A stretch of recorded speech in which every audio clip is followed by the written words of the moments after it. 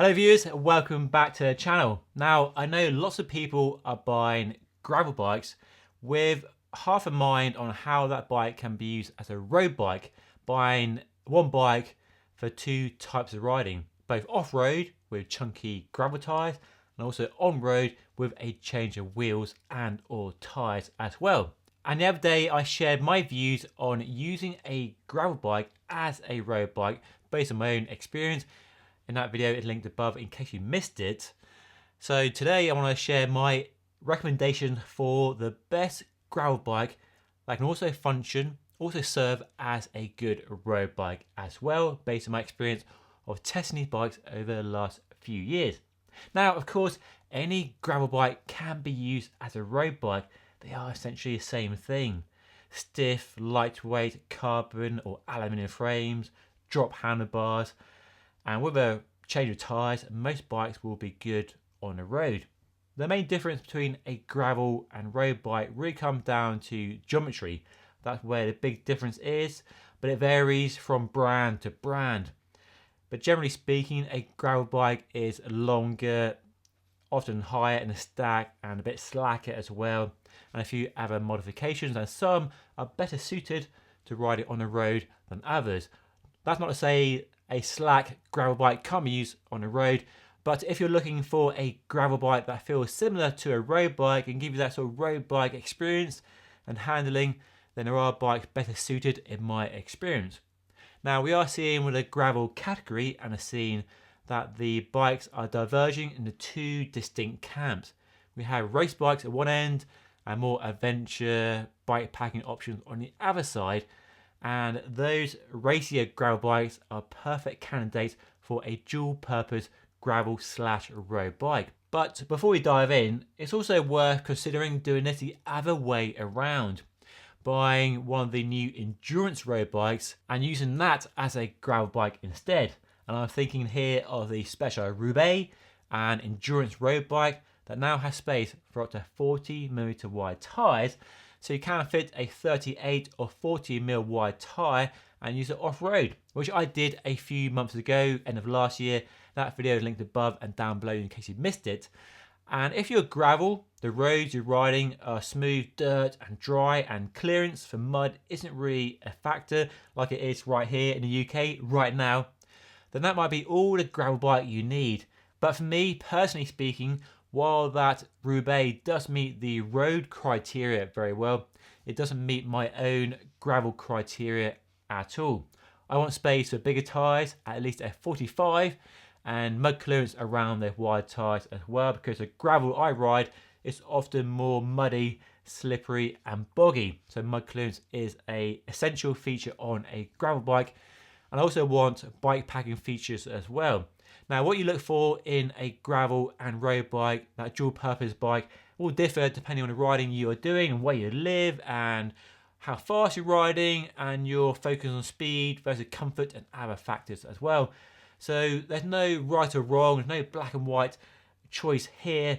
There's lots of variation between the different bikes. So it's worth diving into the numbers of the different bikes and how they differ and find the one that suits you.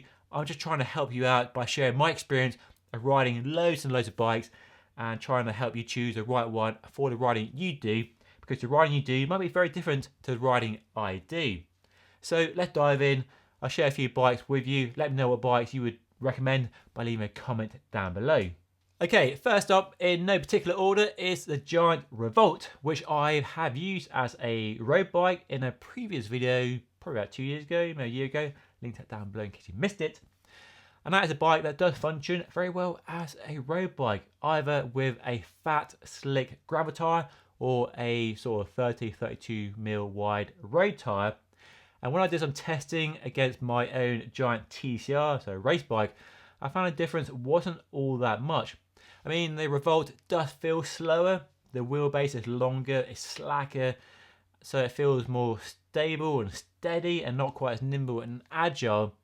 But in terms of the time against the clock, there's not all that much in it really. It's still a lightweight bike, it's still a stiff frame, so it climbs very well. The main difference is in how it feels. It doesn't feel as nimble, doesn't feel as fast, but it is pretty quick against the clock. and with a narrow tyre on a deep section carbon rim, you're going to have a pretty quick road bike that's also very good off-road with some gravel tyres on, and you have all the bike packing features you want as well. Mounts on the frame, the fork, adjustable dropouts as well for geometry changes, and a very good bike for bike packing and gravel. And with a change of tyres, pretty good on-road as well. But probably not the fastest gravel road bike setup here. There are bikes that are definitely a bit quicker if speed is a concern for you, such as the Canyon Grail, the new one launched last year. That's because we have a nice lightweight, stiff carbon frame that very closely resembles the ultimate road bike. We have that one-piece aero carbon handlebar as well, so it's an aero package overall. While stock bikes are sold with a 1x transmission, it's designed to cater for a 2x road bike transmission because the bike has been designed for the pros who ride extremely quickly and want the range and close steps of a 2x transmission versus 1x. So spec it with a 2x and it's very quick on the road. And even with a 40mm gravel tyre with a smooth centre section, it's very quick on the road, as I found out when I rode it as a road bike for a few weeks, and that video is linked above and down below in case you missed it. And you can fit mud guards, which is a bonus for UK riders who want that all-weather rain protection as well.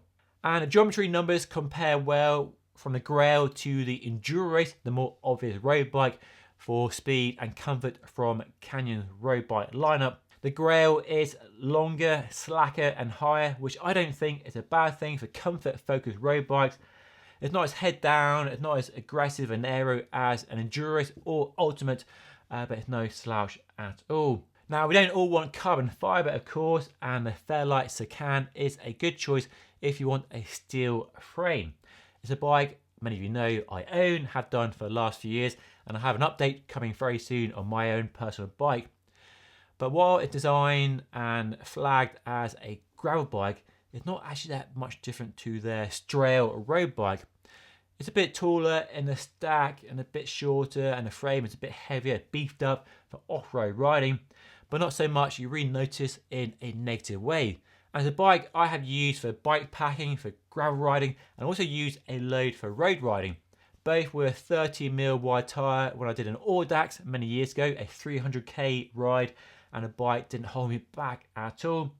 And more recently I've used it with 38mm wide tyres and mudguards, and essentially set it up as a Audax touring bike with a focus on comfort from the big tyres and the geometry and a short stem and a wide flared gravel handlebar. But as a winter road riding bike where comfort and reliability are concerned, it's been working really, really well, and definitely not slow at all. In fact, it's really fast with those fat tyres, and the bike I reckon makes a good choice for a gravel road bike. And I get lots of questions from people asking if they should go for the Sedan or the Grail. And my answer to these people is if you want to do a decent ratio of gravel as well as road, I would go for the Sedan and have the extra tyre clearance, because you're not really hobbling yourself in terms of the road performance the bike offers with the right tyres fitted. The Specialized Crux isn't an obvious choice for a road gravel bike, but as I shared with you recently when I bought the bike, I've been using it as a cross bike, which it used to be, a gravel bike, which it is now, and also a road bike with a nice wide slick tyre fitted. And while the bike definitely works as a road bike, as I found out and as I shared with you, it probably wouldn't be my first choice for a dual purpose bike.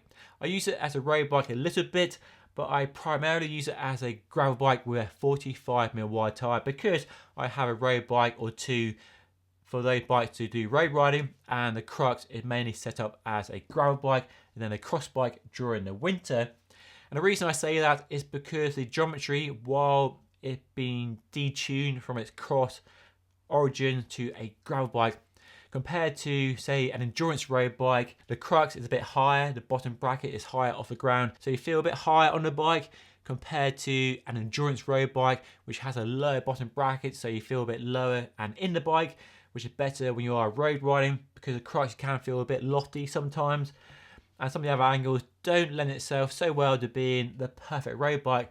But I am really splitting hairs. It does work as a road bike, but not as well as a pure road bike. So it wouldn't be my first choice for a gravel road split personally, but for say 10% road, I think it's just fine.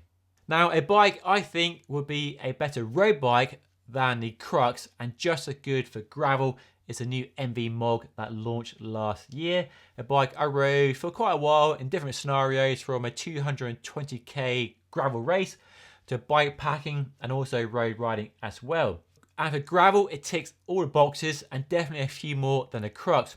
Space for 50mm wide tyres, mudguard mounts which the Crux doesn't have, down tube storage which I really like, and lots of mounts on the frame and fork for bike packing as well. So a more versatile gravel bike than the Crux, and in similar company to the Revolt from Giant.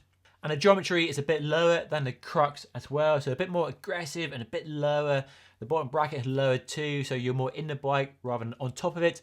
So better bike for 50-50 or 60-40 or 70-30 gravel road split. So definitely an interesting one for sure. One interesting option is the Allied Echo from the US. Not a bike I've ridden, but it does sound really interesting for that dual purpose bike. A bike that has been designed for gravel and for road, with a 28mm wide tyre to give you all that nimble road bike handling and speed. But then with a 40mm wide tyre, a gravel bike. And they use flip chips in the fork dropouts and the rear dropouts to tune and customize the handling and the geometry and the stack of the bike. So you get those two different handling setups with wide tyres and narrow tyres. So a bike that has been designed for the person who wants that dual purpose road and gravel setup. So looks really interesting. It's a bike I would love to ride and see whether it is the holy grail for this dual purpose road gravel bike that so many people seem to want. And do let me know if you own this bike, as I would love to hear your thoughts on how it actually rides and performs. So hopefully this video has given you some things to think about when choosing a bike that can be both a road bike and a gravel bike, and ones I think would suit that person looking for a no compromise road bike as well as a very capable gravel bike. But as you can see from this video, the bikes all vary so much. There's no clear blueprint around how a gravel bike should be and how much of a road bike it should be as well. Some definitely work better as a road bike, and some do it okay but not as well as a pure road bike or other bikes in this video. So it's definitely worth checking out the geometry numbers on the bikes you are considering as well. And a website I highly recommend for comparing different bikes in terms of geometry is Geometry Geeks. And I'll put a website link down below in the description. So you can punch in different bike models, different sizes, and compare the numbers, the stack, the reach, the wheelbase, and get a better handle on how the bikes will differ.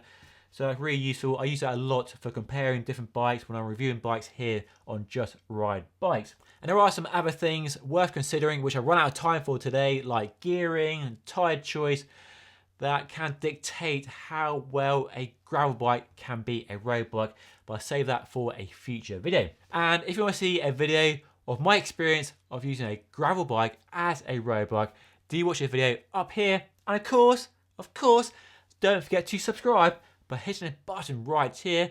And there's also the option to join the channel down below to support me making videos like this on a regular basis. Anyway, thank you so much for watching. I'll see you all again very soon.